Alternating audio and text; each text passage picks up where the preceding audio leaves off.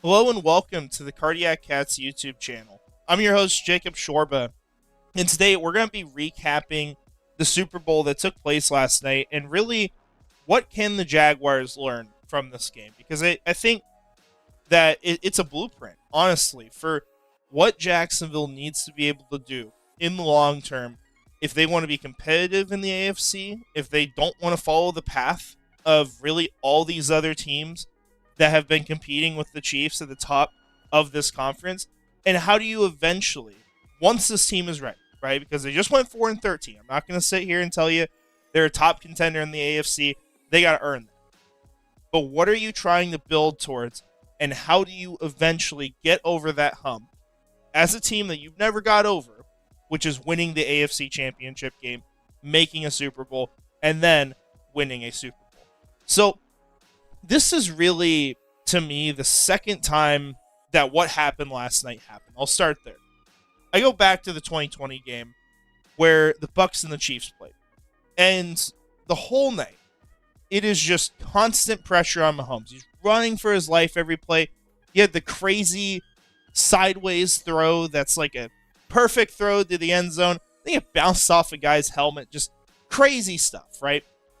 But the key thing was that one quarterback was constantly being pressured. Their line was being blown up, and the other quarterback was upright, right? The Buccaneers were winning in the trenches. And you look at last night, I think aside from Philadelphia not really being able to get the run game going much throughout the game, they won in the trenches dominantly as a football team. You look at this stat right here. 0 blitzes on the entire night. This was basically a 4-man front every single down. 26 pressures, 6 sacks, and almost a 50% pressure percentage here. 42.9%. It's crazy stuff. Absolutely crazy. And that's why you get the result of the game being 40-22, which really was not even close to this. You even look at like Patrick Mahomes' stats. These 3 touchdowns came in garbage time. Like, this was a terrible night for Patrick Mahomes almost the entire way through until Xavier Worthy just started burning the defense in the final minutes of the game. But that's really what happened, right? You had one team that was able to get pressure without having to do a bunch of blitzes and get tons of people involved or manufacture it. They just had the talent to be able to consistently get after the other team's quarterback. Well, they were able to protect their own. Right, Hurts was not getting sacked a ton during this game. He had a lot of time. They have good receivers. They got a good offense there, and they were able to stay upright because of it. You look at these pass rush stats. Milton Williams, who I know they might be losing, and maybe he's a guy Jacksonville will look at if they want to go spend. I kind of doubt it because I think we may need a bigger guy in the trenches per se, because right now we've got 2 defensive tackles. What we don't really have is a nose tackle, unless you're counting Devon Hamilton, who's kind of questionable for that. But Milton Williams, dominant night. 4 pressures, 2 sacks, 92.6 pass rush rate. Even the other guys that you don't hear of much, right? We remember Moro Ajamo from draft talks a year or 2 ago, a little bit. Jalix Hunt, developmental player, right? Both of them having good nights, right? Because everyone on that defensive line is feasting off of each other. They have so much talent in the trenches. Jordan Davis, right? The guy you're not going to see the stats for as much because what he does really doesn't go on paper all the time. The guy's dominant against the run. The guy is dominant on the interior of that defensive line, but still, phenomenal grade last night. Jalen Carter is a great football player. Right? Maybe the grade doesn't show as much the way he played, but that was someone who was having an impact in this game. And this team, just because of all of this, was able to dominate. Josh Sweat down here, I don't know why this is a 55.4, but 7 pressures and 3 sacks. You have Nolan Smith down here, who's got 4 pressures on the night. Like, this was a team that just from a pressure standpoint was able to consistently get it on Mahomes. They were able to keep him off rhythm, and the team could not survive that. Now, does it go far beyond this on the defensive side of the ball for Philadelphia? It does, right? This is also a team that you look at how they built things out this last year, the acquisitions they made. They are a team that also has a very good secondary, right? What you got last night, which I don't know what the grades are here, but we'll take a look. Cooper DeJean, right? I mean, hell of a second round pick. 91 coverage grade last night. Had a pick six. This guy is a phenomenal cornerback. You got players like that. CJ Gardner-Johnson has been phenomenal there.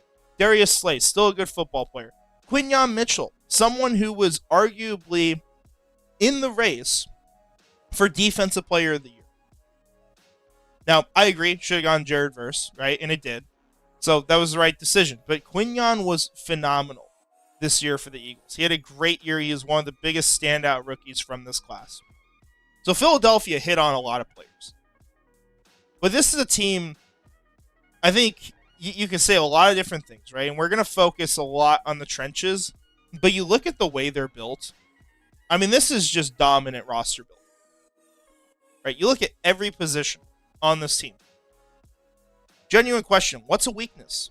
Right? What do you see on here that's bad? What do you see on here that is not at least average to good?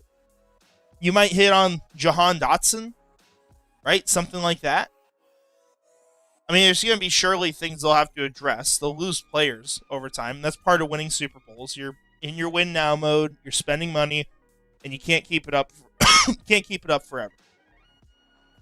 But this is a dominant team, and what you see Philadelphia do so much, what the emphasis is for this team a lot of the time, is constantly supplying more players in the trenches, constantly spending high draft capital on the offensive line and the defensive line, adding and adding and adding, taking advantage of when players fall that shouldn't be there, right? Jalen Carter is a controversial example of that because there was a reason he fell. And I'm not going to get into any details on that. I'm not going to give my opinion on that. But I will say that at least Jalen Carter is a phenomenal football player.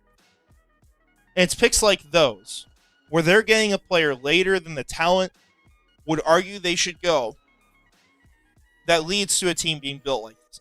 Being able to develop guys because you've built your roster up so strong that you have time to develop players. You're not just having to throw them straight into the fire like almost every other roster does. Even KC does it, right? Even they have to do it at times. Philadelphia, the way they build this is incredible. But I mean, you've got depth on this team, right? You look at some of these players who are back. Let's talk about Moro Ajamo. He had a good night. He's not a starter. You got Jalix Hunt developing very well, right? Rookie player, but developing very well. Bryce Huff back here. I don't know if he played. But Bryce Huff, solid football player. Brandon Graham, going to retire, but someone who is still a good contributor of a football player. Like, this is a team who's just very well built out, especially in the trenches. You've had guys in the offensive line who are constantly developing. And now, like, they're in a point where they're probably going to have to reload again because some of those guys are starting at this point. But this team is just very well constructed. And I think you find ultimately at the end of the day that why they won that game, look, it's complimentary football, of course, but there is such an emphasis on dominance in the trenches that Kansas City just could not keep up in this game. It just was not competitive at all. You take a look back at the Bucs-Chiefs Super Bowl, 31-9, right? It's a game where, I mean, Tom Brady he was clean all night. I don't even know if he was sacked during that game. Probably figure out. Yeah, 1 sack the whole night.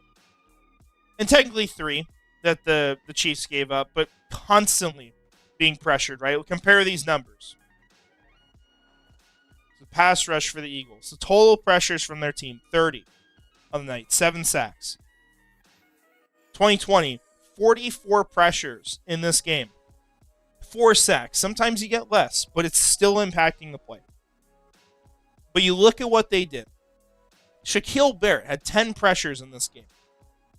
Jason Pierre-Paul, 6.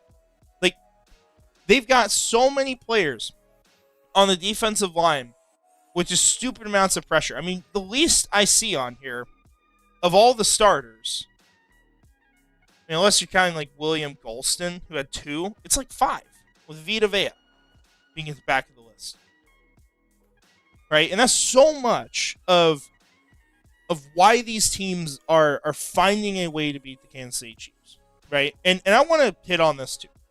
I'm not sitting here and saying that the secondary doesn't matter, or your linebackers don't matter, or the offensive line is less important than the defensive line, or anything like that. Those things are important too. You have to build up those units. But your emphasis should absolutely be in the trenches for this team if you want to have a shot when you're at that level to be able to play against teams like the Chiefs in the Kansas City playoffs, because eventually you're going to get there. You have to be able to win in this regard.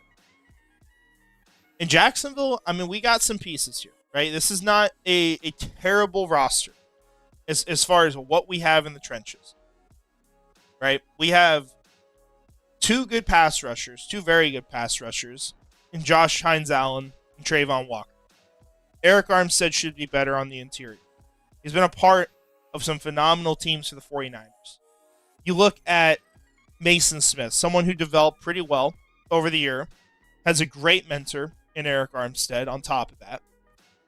And then on the interior, yeah, you want to add something.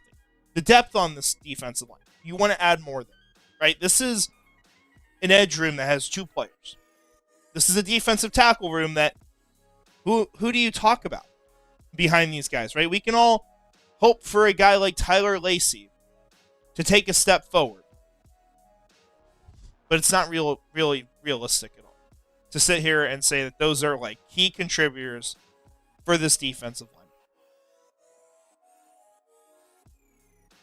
So my point is, I think it's going to be absolutely vital for the Jaguars this year, the next, and just going forward, that after having this message sent again, which it was already sent years ago, it could have been learned then, and Philadelphia surely was a team that knew that there has to be an emphasis in the trenches for this team to have a shot when you get to that level to be able to win big games. That's how you're going to beat teams like Kansas City. And then you want to talk about Philadelphia? Yeah, different conversation, right? Incredible roster there. Like that Jacksonville, I don't want to crap on the players at all, but as much as we have pieces, there are not many teams who are even close to where Philadelphia is as far as roster construction. And Jacksonville is not one of those teams that are close. Right? We have to build up a lot to get to that. And for now, coaching is where you have to be better. Right? And we're far away from that conversation. Right? We gotta win big games. We gotta get to that point. But the first hurdle is absolutely what this team needs to do in the trenches, how they need to address that, and that needs to go to the draft. Right? On the offensive and defensive side of the ball. You look at the players you might have to choose from. I know I've talked a lot about Abdul Carter. And once again, I think you can add a player really anywhere for this defensive line. Because ultimately, these guys are going to rotate. You're not going to have players out there the whole game. You have a ton of edge snaps vacated. You have defensive tackle snaps available. You could use a nose tackle. You could really address any of this. And Carter as well, who is my top defensive lineman, he's a special he's a special player. Right? This is not someone that I look at and say, not a need, I'll pass. I will regret that decision if I decide to skip on it.